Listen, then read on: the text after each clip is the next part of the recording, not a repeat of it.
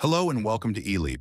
In this tutorial, we will show you how to upload a PowerPoint presentation and have it automatically converted to the interactive SCORM format. To do that, and by the way, this is my PowerPoint here. It is a great tool for learning and development, and I want to upload it into eLeaP as a SCORM file. I'll go ahead and go into my course page and click on the Add SCORM Lesson button. I'll see two options here. The first option is for you to upload a regular SCORM file that you've already created outside of the eLeaP system using other third-party tools.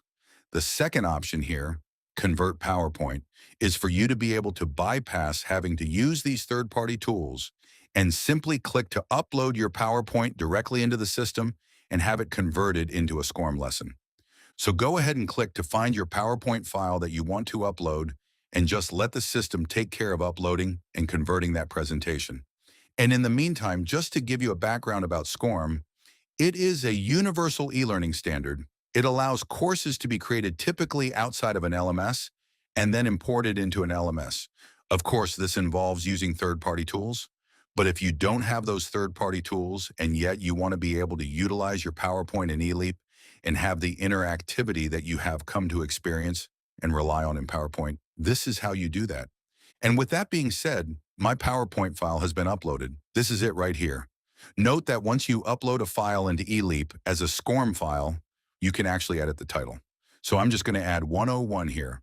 And so I can edit whatever the title is that the system has pulled from your PowerPoint file. And this is how the file looks. I'm just going to go ahead and click to show you. So this is a quick little presentation here.